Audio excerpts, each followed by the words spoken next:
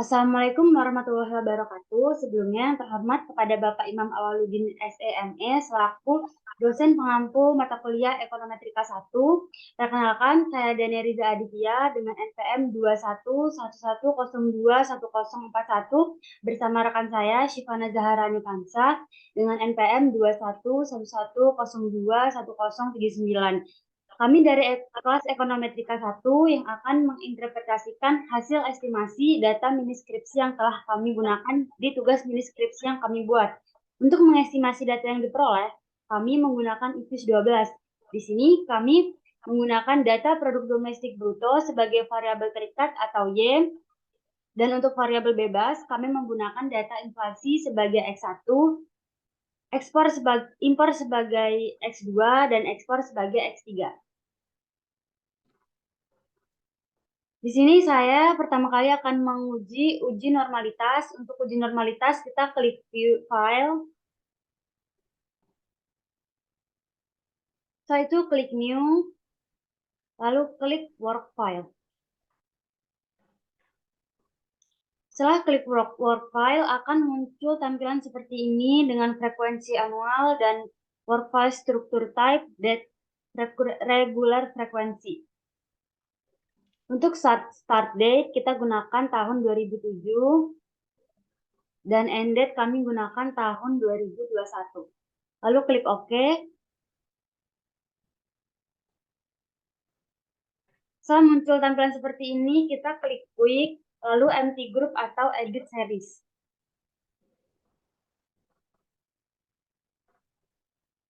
Kemudian buka Excel, lalu kita copy data yang sudah kami peroleh.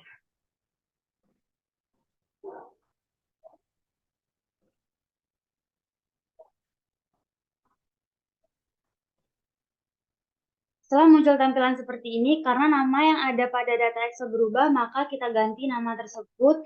Untuk seri 1, kita ganti menjadi Y. Untuk seri 2, menjadi X1. Untuk seri 3, menjadi X2. Dan untuk seri 4, menjadi X3. Lalu kita klik name. Di sini kita mengubah namanya menjadi data. Setelah itu kita klik view,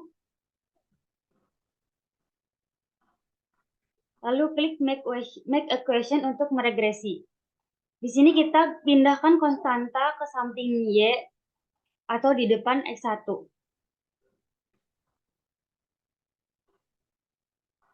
Setelah diregresi akan muncul tampilan seperti ini. Untuk mencari uji normalitas, kita klik view, kemudian klik residual diagnostik, lalu klik histogram normality test.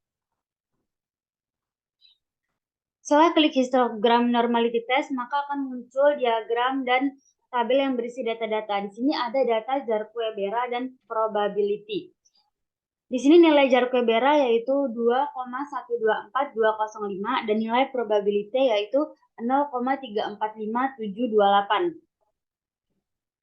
Uji normalitas di sini menggunakan hipotesis yaitu HO data terdistribusi normal dan HA data tidak terdistribusi normal dengan tingkat kepercayaan sebesar 95% atau alfa sebesar 5% atau 0,05 dengan derajat kebebasan 2. Maka di situ akan mendapatkan nilai Citabel yaitu sebesar 5,99. Karena nilai Jarque-Bera di sini 2,124205 lebih kecil dari nilai chi-square tabel yaitu 5,99 dan nilai probabilitas sebesar 0,345728 lebih besar dari alfa 0,05, maka dapat disimpulkan bahwa asumsi residual terdistribusi secara normal dan HO diterima. Selanjutnya yaitu deteksi multikolinearitas. Untuk mendeteksi multikolinearitas, kita klik view, lalu klik koefisien diagnostik, lalu kita pilih yang varian inflation factor. Setelah itu akan muncul tampilan seperti ini. Kita gunakan yang centered VIF. Di centered VIF ini kita memiliki nilai 1,125,685 untuk X1, untuk X2 6,1522116 dan untuk X3 6,445977. Karena di syarat ketentuan VIF ini untuk multikolinearitas, jika nilainya lebih dari 5, maka di sini dapat disimpulkan bahwa pada data ini memiliki multikolinearitas yang sedang karena memiliki nilai yang lebih dari 5. Untuk nilai 1 atau sampai 5 itu multikolinearitasnya rendah. Sedangkan untuk nilai yang lebih dari 10 itu akan memiliki multikolinearitas yang tinggi. Selanjutnya kita akan melakukan uji heteroskedastisitas. Kita klik view, lalu kita klik residual diagnostik, setelah itu kita pilih yang heteroskedasticity test. Di sini pertama kita akan menggunakan metode white, kita pilih yang white lalu klik OK. Setelah klik OK akan muncul tampilan seperti ini. Untuk metode white ini kita menggunakan hipotesis HO homoskedastisitas atau tidak ada masalah heteroskedastisitas dan HA terjadi heteroskedastisitas. Dengan menggunakan tingkat kepercayaan 5% atau alfa 5% atau 0,05 dengan derajat kebebasan yaitu 3. Maka akan mendapatkan C tabel yaitu sebesar 7,81. Pada uji ini kita dapat dilihat bahwa kita memiliki nilai chi-square hitung atau ops R-square yaitu sebesar 13,28844. Maka pada chi-square tabel ini lebih dari atau lebih besar dari nilai chi-square tabel. Maka dapat dinyatakan bahwa H0 itu ditolak dan disimpulkan terdapat masalah heteroskedastisitas pada ops R-square atau nilai chi-square hitung. Sedangkan pada probability chi-square yaitu sebesar 0,1500 lebih besar dari alfa yaitu 0,05, maka di sini dapat disimpulkan bahwa di probability chi-square tidak terdapat heteroskedastisitas. Selanjutnya kita akan menggunakan metode Gletser.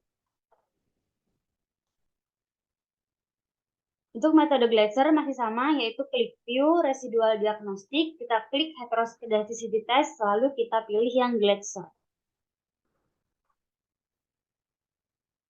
Hipotesis yang digunakan untuk metode Gletser ini yaitu HO homoskedastisitas atau tidak ada masalah heteroskedastisitas dan HA terjadi heteroskedastisitas dengan tingkat kepercayaan sebesar 95% atau alfa 5% atau 0,05 dengan derajat kebebasan 3 dan kita akan mendapatkan C tabel yaitu sebesar 7,81.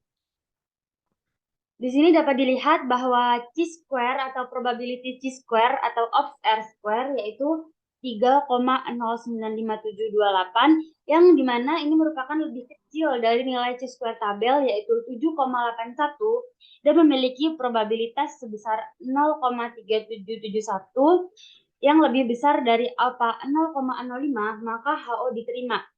Dengan begitu dapat disimpulkan bahwa pada metode Gletser ini tidak terjadi masalah heteroskedastisitas atau tidak ada heteroskedastisitas. Untuk yang selanjutnya yaitu metode Bruch atau Pagan atau LM test. Cara yang sama yaitu klik view residual diagnostik, lalu klik heteroskedasticity test. Kemudian muncul beberapa pilihan dan kita pilih yang Bruch, Pagan, Godfrey. Lalu klik OK. Setelah muncul tampilan seperti ini, di sini di tes metode ini kita menggunakan hipotesis yaitu HO homoskedastisitas atau tidak ada masalah heteroskedastisitas dan HA heteroskedastisitas. Tingkat kepercayaan yang digunakan yaitu 95% atau alfa 5% atau 0,05 dengan derajat kebebasan 3. Maka akan mendapatkan nilai C tabel sebesar 7,81. Karena di sini kita bisa melihat nilai chi-square hitung sebesar 2,374990 yang dimana ini lebih kecil dari nilai chi-square tabel yaitu 7,81, maka dapat disimpulkan bahwa HO diterima dan tidak terjadi masalah pada heteroskedastisitas. Sekian penjelasan dari saya. Penjelasan selanjutnya akan dijelaskan oleh rekan saya yaitu Shivana Zaharani Kansa. Kepada Shivana dipersilakan.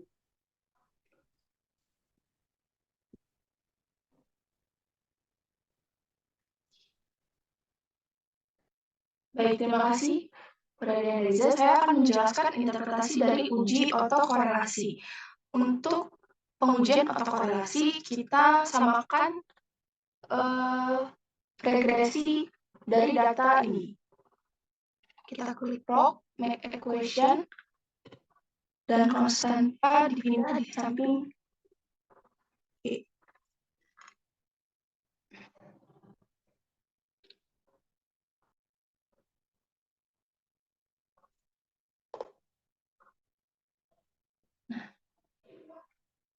Selanjutnya, untuk uji otokorelasi, kita menggunakan metode Durbin-Watson. Durbin-Watson di sini diketahui sebesar 1,021606. Hipotesis yang digunakan dalam uji ini adalah HO tidak terdapat otokorelasi dan HA terdapat otokorelasi. Memiliki tingkat kepercayaan sebesar 95% atau alfa 5% atau 0,05 dan N-nya adalah 15, K adalah 3, dan DL 0,8140 dan DU-nya 1,7501. Dan berdasarkan hasil perhitungan Durbin-Watson, posisi DW stat berada di antara DL dan DU, sehingga pada model ini tidak terdapat otokorelasi positif dan tidak terdapat otokorelasi negatif, atau pengujian ini tidak dapat disimpulkan. Atau berdasarkan hasil perhitungan, karena DW stat bernilai 1,021606 lebih besar dari DL, yaitu 0,8140, maka HO diterima. Artinya dapat disimpulkan pada penelitian ini bahwa tidak terdapat otokorelasi. Selanjutnya adalah LM test. Untuk LM test, kita akan view residual diagnostic dan kita pilih yang serial correlation LM test. Laksnya adalah 2, kita klik OK. Nah, di sini dapat diketahui bahwa C hitungnya adalah 5,780880. Hipotesis yang digunakan adalah HO tidak terdapat otokorelasi dan HA terdapat otokorelasi. Memiliki tingkat kepercayaan sebesar 95% atau alfa 5% sama dengan 0,05. Dan DF2 sehingga C tabelnya adalah 5,99. Dikarenakan C hitung lebih kecil dari C square tabel, maka HO diterima. Artinya pada penelitian ini tidak terjadi otokorelasi. Kemudian, pada hasil pengujian hipotesis,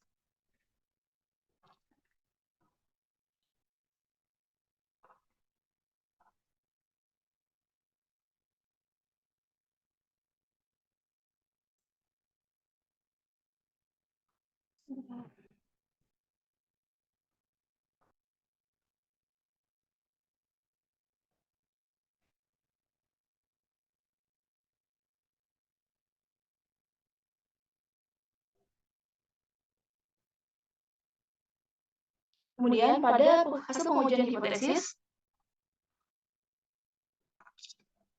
terdapat uji T statistik untuk variabel X1 atau inflasi. Dengan hipotesis HO sama dengan beta 1 lebih dari 0, HA beta 1 kurang dari 0. Memiliki tingkat kepercayaan sebesar 95% atau alfa 5% atau sama dengan 0,05 dengan DF yaitu N min K min 1 sama dengan 15 min 3 min 1 didapat 11 sehingga T tabelnya adalah min 1,796 dan tes statistik pada X1 adalah min 3,295072. Karena T hitung kurang dari T tabel, maka HO ditolak. Artinya, secara statistik, variabel inflasi berpengaruh secara signifikan terhadap produk domestik bruto. Selanjutnya, uji T terhadap variabel X2 atau impor. Memiliki hipotesis yaitu HO sama dengan beta 1 kurang dari 0, HA beta 1 lebih dari 0. Memiliki tingkat kepercayaan sebesar 95% atau alfa 5% atau sama dengan 0,05, dan DF sama dengan 11, sehingga T tabelnya 1,796, dan di sini tes statistik bernilai 1,875533. Karena T hitung lebih dari T tabel, maka HO ditolak. Artinya, secara statistik, variabel impor berpengaruh secara signifikan terhadap variabel produk domestik bruto. Kemudian, untuk uji T pada variabel X3 atau ekspor, memiliki hipotesis yaitu HO sama dengan beta 1 lebih dari 0, HA sama dengan beta 1 kurang dari 0, memiliki tingkat kepercayaan sebesar 95% atau alfa sama dengan 5% atau 0,05, dan DF sama dengan 11, sehingga T tabel sama dengan min 1,796, dan tes statistik di sini adalah min 0,810354. Karena T hitung lebih besar dari T tabel, maka HO diterima. Artinya, secara statistik, variabel ekspor tidak berpengaruh secara signifikan terhadap produk domestik bruto. Kemudian, untuk uji F statistik, memiliki tingkat kepercayaan sebesar 95%, sehingga alfanya 5% atau sama dengan 0,05, dengan DF1 sama dengan 3, dan DF2 sama dengan 11, sehingga F tabelnya sama dengan 3,59. Dan di sini memiliki F statistik yaitu 7,217706. Karena nilai F hitung sebesar 7,21776 lebih besar dari F tabel yaitu 3,59, maka dapat disimpulkan bahwa semua variabel independen berpengaruh secara bersama-sama terhadap variabel dependen. Kemudian, pembahasan hasil regresi. Hasil regresi ini dapat diperoleh intercept dengan nilai 7607657, yang menunjukkan jika inflasi impor dan ekspor sebesar 0, maka rata-rata produk domestik bruto sebesar 7607657%. Dengan X1 yaitu inflasi naik 1%, maka produk domestik bruto akan turun sebesar min 394040,9%. Menurut asumsi ceteris paribus. Dan S2, ketika impor naik 1%, maka produk domestik bruto akan turun sebesar 41,12035% menurut asumsi ceteris paribus. Dan X3, ketika ekspor naik 1%, maka produk domestik bruto akan naik sebesar min 296044% menurut ceteris paribus. Dan R2 diketahui sebesar 0,663126, menggambarkan bahwa pengaruh dari seluruh koefisien terhadap variabel terikat hanya sebesar 66,3%. Sisanya 33,7% dipengaruhi oleh faktor lain yang tidak tercantum di dalam data. Sehingga dalam penelitian ini, model yang digunakan memiliki asumsi residual yang terdistribusi secara normal, memiliki masalah multikolinialitas sedang, dan tidak memiliki masalah heteroskodastisitas, serta tidak terdapat otokorelasi. Sekian penjelasan dari saya. Saya kembalikan kepada Dea dan Riza. Baik, terima kasih kepada Shivana. Sekian interpretasi hasil estimasi data skripsi yang kami gunakan. Jika ada salah kata kami mohon maaf. Kami akhiri. Wassalamualaikum warahmatullahi wabarakatuh.